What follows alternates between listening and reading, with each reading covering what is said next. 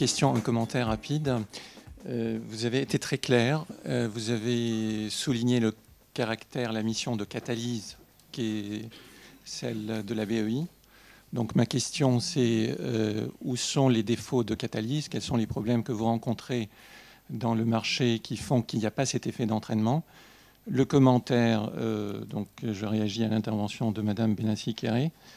Je pense qu'il serait extrêmement dangereux de présenter la BEI comme ayant la réponse à tous les dysfonctionnements dans la nature.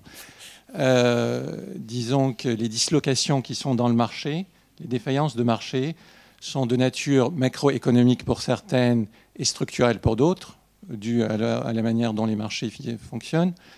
Et il faut protéger les outils que nous avons, comme la BEI, pour ne pas créer des anticipations qui seraient suivies de, disons, de désamour. Voilà, merci. Pour moi, le dysfonctionnement majeur à l'heure actuelle, si je ne vais en choisir qu'un, c'est un petit écho à la question précédente, c'est le manque de confiance. Il y a un manque de confiance en soi absolument majeur à l'heure actuelle en Europe.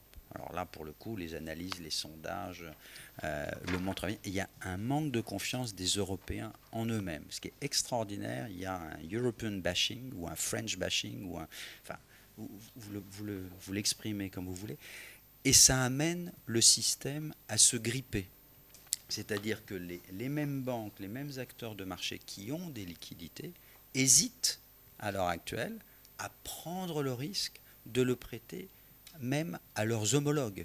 Donc c'est ça qui aboutit au fait qu'à l'heure actuelle, alors même qu'on a une situation de taux qui est historiquement basse, je ne vois pas des taux être sur le continent européen à ce niveau-là durant toute ma carrière. Et pourtant, chacun garde les liquidités au cas où on se retrouve de nouveau avec une crise de liquidité comme celle qu'on a connue. Donc ça veut dire qu'on plombe durablement la productivité du système économique européen, puisqu'on garde des trésoreries qui sont absolument pléthoriques, qui sont rémunérées à des taux extrêmement bas.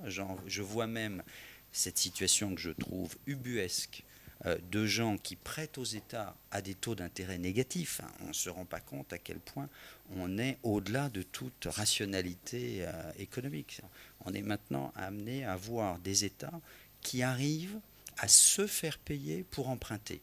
Il y a un moment donné où peut-être la rationalité économique reprendra le dessus, parce que quand le placement des liquidités dans un coffre-fort rapporte plus que de les placer dans des bons d'État, il y a un moment donné où le cycle économique est plus que perturbé. Donc si j'avais une seule chose à analyser ou à mettre en avant, c'est recréer un peu d'optimisme, de confiance, d'envie pour retransformer ces brevets que j'évoquais tout à l'heure, cette confiance, ce savoir-faire, ces marques, cette reconnaissance internationale que le reste du monde nous renvoie régulièrement, mais nous la renvoie de loin.